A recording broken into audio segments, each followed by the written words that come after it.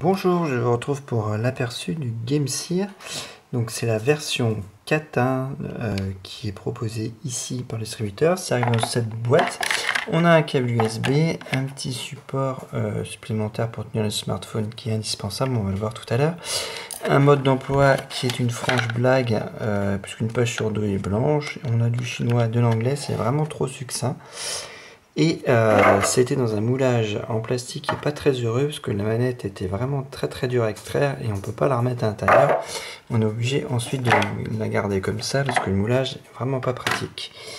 Donc la 4 vise le haut de gamme, hein, clairement, elle est beaucoup mieux que la 3. Elle se distingue de la 3 par le fait que le design ressemble beaucoup plus à une Xbox alors que l'autre c'était la PS4. Là, on est sur la Xbox One, on est plutôt sur la PS4, on le voit très clairement, hein, ne serait-ce que par les joysticks, c'est vraiment le gros point de différenciation, et puis même le look d'ensemble. Sur la 3, le support était à rajouter, et du coup on pouvait quand même bien mettre où on voulait le petit guide, là, vraiment l'orienter avec les petites vis. Là on n'a que deux crans, à 1 et 2. Et on est obligé de rajouter ce petit plus pour que le smartphone tienne bien, sinon ça tient pas bien. Et du coup ça on sait pas où le mettre, c'est pas super pratique. Donc du coup on a une solution intégrée mais qui n'est pas à 100% et c'est un peu dommage. Alors je sais pas si ça tient mieux avec des smartphones plus grands, en tout cas sur le 5 pouces, on est obligé d'avoir ce système qui va vraiment bien tenir le smartphone, sinon ça marche pas. Donc le petit point négatif. Et c'est d'autant plus fâcheux qu'ils ont trouvé une bonne astuce pour cacher le dongle USB. Mais au final, le dongle USB il va plutôt rester sur le PC, on ne va pas trop le trimballer. Alors qu'au contraire, ça on va le trimballer, puisque du coup, si on part en voyage et qu'on veut jouer avec son smartphone, on va prendre ça, alors qu'on aura peut-être moins l'occasion de tomber sur un PC. Donc du coup, c'est dommage, j'aurais préféré qu'ils intègrent le support plutôt que le dongle USB. Mais bon, c'est comme ça. Donc, il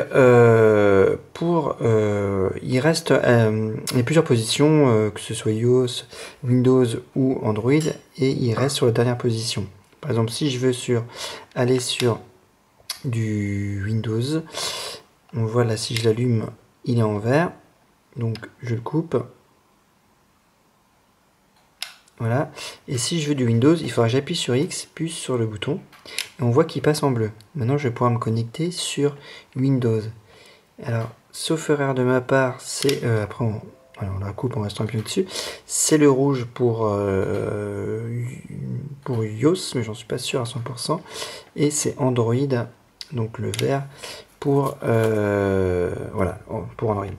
Donc là, je l'ai remis en vert, et par exemple, si je le recoupe et je le rallume, il sera en vert. Si je l'avais laissé en bleu, il sera rallumé en bleu. Donc là ensuite, hop, le Bluetooth. Le Bluetooth, c'est un peu son point faible quand même, je trouve, puisque il a un peu du mal à se connecter. Et surtout, la première fois, il faut absolument pas se connecter par le logo Bluetooth. Il faut se connecter par le logo clavier. Alors, et bah du coup, il est là, voilà, connecté. Donc là, il s'est connecté tout seul, parfait, parce que c'était le dernier appareil qui était connecté. Donc il est connecté, on le voit, il est aussi connecté. Donc ça, c'est parfait. D'ailleurs, on voit que ça réagit tout de suite. Là, il s'est connecté tout seul. Donc des fois, il y a des petits soucis de connexion. Vraiment, à la première connexion, il faut vraiment attendre longtemps. Moi, j'ai eu très longtemps seulement ce logo Bluetooth et ça ne marchait pas. Et bien après est venu le logo clavier, toujours avec marqué GameSeer. Et là, ça fonctionne. Donc ça, c'est le petit point négatif. J'avais essayé de passer par l'application qui est disponible via le QR code. C'est une catastrophe, son anglais chinois, c'est à éviter, hein, franchement. Donc du coup, maintenant, on peut piloter avec son smartphone. Hein. Et donc, on peut aller chercher son jeu. Hein. Par exemple, pour moi, ça sera Rayman. Voilà, je l'avais mis en pause en attente. Et donc, on va essayer de faire une démonstration. Alors, il a tendance à basculer. Je vais le poser, sinon je vais faire des bêtises. Il a tendance à basculer un peu quand même. Le poids l'entraîne vers le bas. Hop, on va voir ça tout de suite. Voilà.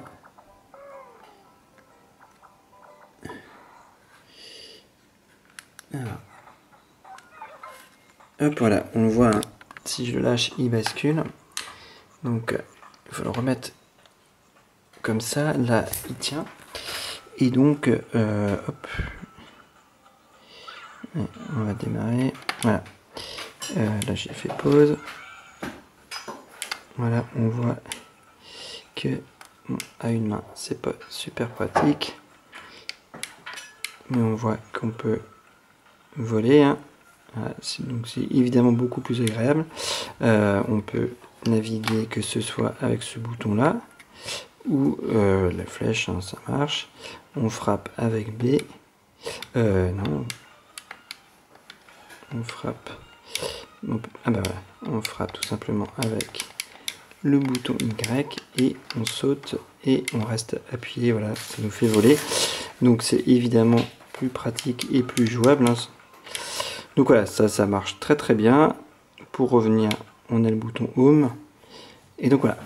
Donc voilà grosso modo le pad, hein. Donc la différence avec le 3, hein, c'est que là ce n'est pas intégré, on est obligé de rajouter en plus.